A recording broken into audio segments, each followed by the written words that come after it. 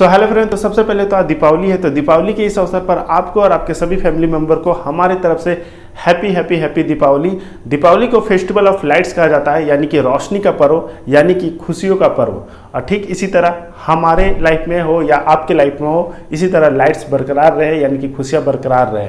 तो चलिए आज का हम लोग जो टॉपिक है वो स्टार्ट करते हैं। तो आज का हमारा जो इस वीडियो में टॉपिक है वो है इक्विवेलेंट इवापोरेशन। इससे पहले हम लोग इवापोरेशन वाले जो टॉपिक था, यानी कि इवापोरेशन जो रेशियो है या इवापोरेटिव कैपेसिटी है, या इसको हम लोग जो बॉयलर परफॉर्मेंस के तौर पे जो निकालते हैं, इस पर हमने ऑलरेडी पिछला वीडियो बनाया है, उसको आप देख लीजिएगा। तभी आज का जो टॉपिक है जो कि इक्विवेलेंट इवापोरेशन है वो आपको अच्छे से क्लियर हो पाएगा। पूरा जो बेस है वो पिछला वाला ही वीडियो है।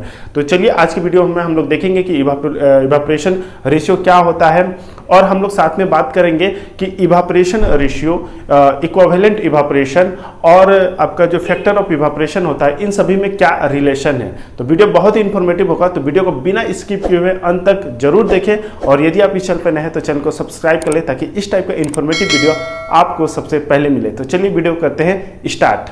तो इक्विवेलेंट इवापोरेशन, तो सबसे पहले तो समझते हैं कि ये जो टर्म्स आया वो कहाँ से आया। तो देखिए, यदि हम लोग किसी बॉयलर का परफॉर्मेंस निकालते हैं तो उसके कई सारे तरीके होते हैं। जैसे किसी पार्टिकुलर बॉयलर का परफॉर्मेंस निकालिएगा तो उसके लिए दो तरीका होता है, एक होता है इवापोरेटिव कैपेसिटी और एक होता है इवापोरेशन रेशियो। ये किसी पार्टिकुलर बॉयलर के लिए है, लेकिन यदि कोई कंडीशन आ जाए, प्रेशर, टेम्परेचर, अभी जैसे डिफरेंट टाइप्स के बॉयलर होते हैं जिसके डिफरेंट टाइप्स ऑफ प्रेशर होता है, टेम्परेचर होता है, स्टीम के कंडीशंस अलग अलग होते हैं, ड्राई होता है, आपका सुपर हीटेड होता है। तो जब कभी अगर डिफरेंट टाइप्स ऑफ बॉयलर के बारे में बात आ जाए कि अगर उसका परफॉर्मेंस निकालना है, तो उस समय हम लोग इवापोरेटिव कैपेसिटी या इवापोरेशन रेशियो से नहीं निकाल सकते, क्योंकि उसमें कोई कंडीशन नहीं कही गई है। तो उस समय दो मेथड और आता है, एक आता है इक्विवेलेंट इवापोरेशन और दूसरा आता है बॉयलर एफिशिएंसी। बॉयलर एफिशिएंसी पे ऑलरेडी वीडियो बना हुआ है, उसको आप देख लीजिएगा। यहां पर हम लोग मेनली जो फोकस करेंगे इक्विवेलेंट इवापोरेशन को देखेंगे।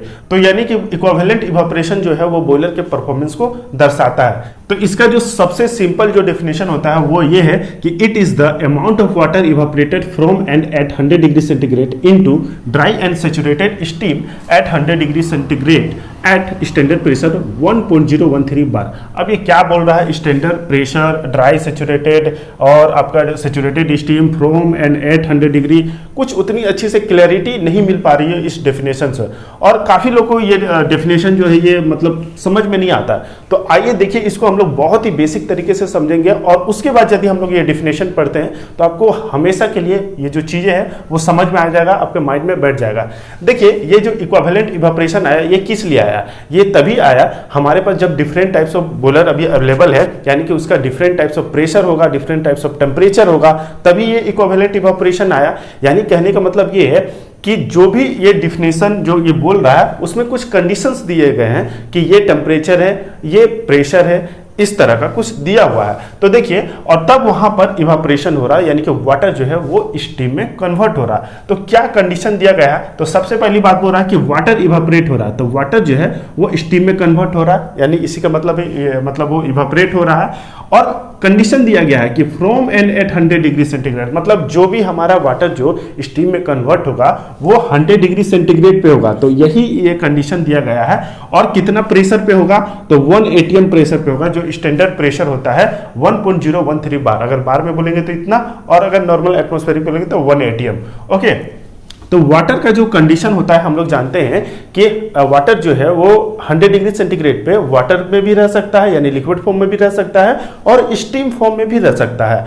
अगर हम लोग उसी टेम्परेचर पे अगर स्टीम फॉर्म में करना चाहें तो हमको कुछ हीट उसको सप्लाई करना होगा, जिसको हम लोग लेटेंट हीट कहते हैं। यानी कि अगर टेम्परेचर सेम रहे और सिर्फ फेज चेंज हो तो उस समय हमको लेटेंट हीट प्रोवाइड करना होगा, जिसको हम लोग यहाँ पे LS से डिनोट किए हैं। तो उस समय क्या होगा कि वाटर जो है वो स्टीम में कन्वर्ट हो जाएगा, जबकि आपका जो टेम्परेचर है और प्रेशर जो है वो सेम रहेगा। तो वही यहाँ पे बोल रहा है कि हमने जो वाटर इवापोरेट किया तो उसका जो कंडीशन दे दिया गया है कि जो टेम्परेचर है वो 100 डिग्री सेंटीग्रेड पे ही है, और जो स्टीम का फॉर्मेशन होगा वो भी 100 डिग्री सेंटीग्रेड पे ही आउटपुट निकलेगा, और प्रेशर भी इतना होगा। और उसी प्रेशर, उसी टेम्परेचर पर जो हमारा वाटर है वो पूरी तरह से एट 100 डिग्री सेंटीग्रेड पर ही ड्राई एंड सैचुरेटेड स्टीम बन जाएगा। ड्राई मतलब ये पूरी तरह से मतलब स्टीम फॉर्मेशन में आ जाएगा, और सैचुरेटेड यानी कि उसमें कोई भी वाटर पार्टिकल्स नहीं होगा, यानी पूरी अच्छी तरह से वो जो है वो स्टीम में कन्वर्ट हो जाएगा। तो यही चीज ये यहाँ पर इस डिफिनेशन में कही गई है। तो अब देखिए डेफिनेशन बहुत ही क्लियरली समझ में आ जाएगा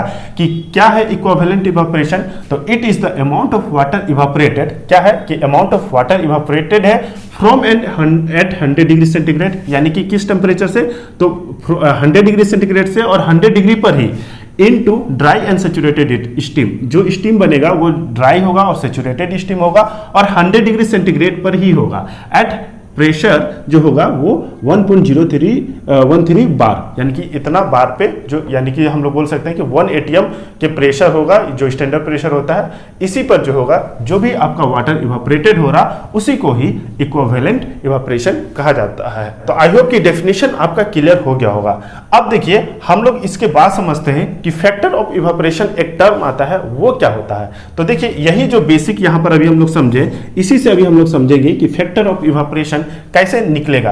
तो देखिए अभी हम लोग ने वाटर को 100 डिग्री सेंटीग्रेड पे ही, 100 डिग्री से ही हम लोग देखे थे कि यहाँ पर स्टीम में कन्वर्ट कर रहे हैं, और उसके लिए हम लोग कुछ ना कुछ उसको हीट दे रहे हैं, जिसको हम लोग लेटेंट हीट कहते हैं। और ये उस लेटेंट हीट का अमाउंट कितना होता है, यानी वैल्यू कितना होता है, तो ये होता है 2257 किलो जूल पर केजी। ठीक है, अगर जूल में लिखे तो इतना, और अगर हम लोग इसको किलो कैलोरी में लिखें तो आपको 4.12 से लगभग डिवाइड करेंगे तो 540 के आसपास आएगा, 539 बोलिए या 540 के आसपास आपका आ जाएगा किलो कैलोरी पर केजी में। ठीक है, तो हम लोग 1 किलो जूल लेकर ही चलते हैं, ऐसा यूनिट में ही लेकर चलते हैं। तो देखिए अभी हम लोग ने क्या देखा कि हमने वाटर को कन्वर्ट किया 100 डिग्री सेंटीग्रेड पे, तो स्टीम फॉर्मेशन हुआ, लेटेंट हीट दिए, और ये लेटेंट हीट जो है वो आपका इतना आया।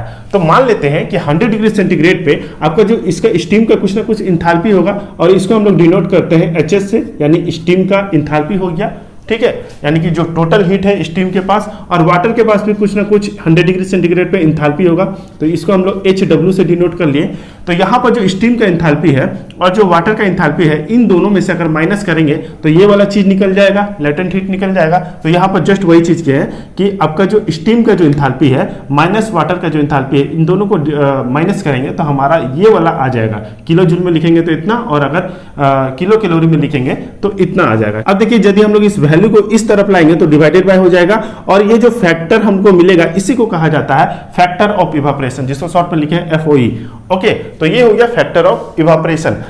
अब देखिए हम लोग ये समझते हैं कि इक्विवेलेंट इवापोरेशन और इवापोरेशन रेशियो और फैक्टर ऑफ इवापोरेशन पे क्या रिलेशन होता है। तो इसी डिफिनेशन से एक रिलेशन निकल के आता है, वो ये है कि इक्विवेलेंट इवापोरेशन जो होता है वो मल्टीप्लिकेशन होता है किसका, इवापोरेशन रेशियो का, जिसको हम लोग ER से डिनोट किया है, और एक इनटू होगा किससे, तो फैक्टर ऑफ इवापोरेशन से। ठीक है, फैक्टर ऑफ इवापोरेशन, यानी इसको मल्टीप्लाई करेंगे और इवापोरेशन रेशियो को मल्टीप्लाई करेंगे तो हमारा इक्विवेलेंट इवापोरेशन निकल के आ जाएगा। तो देखिए इसको हम लोग थोड़ा फॉर्मुलेटिव रूप में लिखते हैं। तो इवापोरेशन रेशियो को हम लोग पिछले वीडियो में डिस्कस किए थे, क्या होता है, तो 1 kg फ्यूल जलाएंगे तो जितना हमारा स्टीम जनरेट होगा, यानी कि इवापोरेशन रेशियो क्या चीज होता है, तो अगर हम लोग 1 kg फ्यूल जलाएंगे तो हमारा जो स्टीम जो तैयार होगा, तो मान लेते हैं MS हमारा जो स्टीम जो तैयार हुआ उसका वैल्यू, और जो हम लोग ने फ्यूल जो हम लोग ने सप्लाई किया, तो जितना फ्यूल सप्लाई किया यानी MF, और जितना हम लोग ने स्टीम हमारा जनरेट हुआ, तो इन दोनों रेशियो को ही इवापोरेशन रेशियो कहा जाता है। तो इसको हम लोग वैल्यू यहाँ पे पुट कर दिए, तो ये हो गया MS divided by MF। Okay, ratio को फॉर्म में यहाँ पे लिख दिया, इनटू फैक्टर ऑफ इवापोरेशन। तो फैक्टर ऑफ इवापोरेशन हमारा क्या आया था, तो ये वाला, इसको हम लोग यहाँ पे पुट कर देंगे, HS minus HW divided by 2257। तो यहां पर हम लोग को एक रिलेशन निकल के आया जो किसके बीच में है, इक्विवेलेंट इवापोरेशन, इवापोरेशन रेशियो और फैक्टर ऑफ इवापोरेशन। तो ये इसका फॉर्मूला हो गया जो कि आपको न्यूमेरिकल में काफी मदद करेगा। अब यदि इसको हम लोग कैलकुलेट करेंगे तो इक्विवेलेंट इवापोरेशन को हम लोग कैसे इंडिकेट कर सकते हैं, तो डिजायर्ड जो प्रेशर है, जो टेम्परेचर है, उस पर जो हम लोग फ्यूल जला रहे हैं तो कितना केजी स्टीम जनरेट हो रहा है, यानी KG of steam divided by KG of जो फ्यूल है, उसको जलाने पर जो आपका प्रेशर है, जो टेम्परेचर है, उस पर जो हम लोग का स्टीम का फॉर्मेशन होगा, तो उसके जरिए हम लोग इसको एक्सप्रेस कर सकते हैं। तो आज की वीडियो में इतना ही। तो आई होप कि ये जो टॉपिक था वो आपका हेल्पफुल रहा होगा। वीडियो कैसा लगा कमेंट बॉक्स में जरूर बताएं, और वीडियो अच्छा लगा तो प्लीज वीडियो को लाइक जरूर करें। आपका एक लाइक हमें ऐसे ही और कई सारे वीडियो बनाने के लिए मोटिवेट करता है। आई होप कि आप इसे समझे होंगे। मिलेंगे नेक्स्ट वीडियो में, तब तक के लिए जय हिंद।